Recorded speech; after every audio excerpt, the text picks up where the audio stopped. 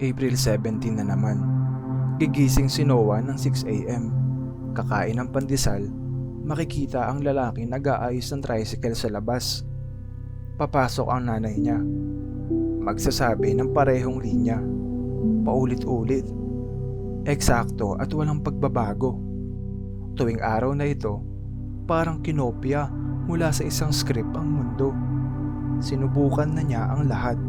Magbago ng kilos, magsigaw, magwala, pero walang epekto.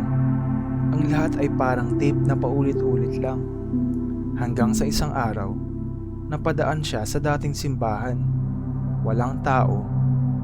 Sa loob, may salamin. Nang sumilip siya, wala siyang refleksyon. At doon niya naisip, hindi araw ang nauulit. Siya lang ang nakastuck. Ang buong mundo ay nagpatuloy na, ngunit siya, matagal nang patay. At ang araw na iyon ang tanging araw na tinanggihan niyang humingi ng tawad. Ngayon, iyon lang ang araw na kaya niyang balikan. Paulit-ulit bilang multo.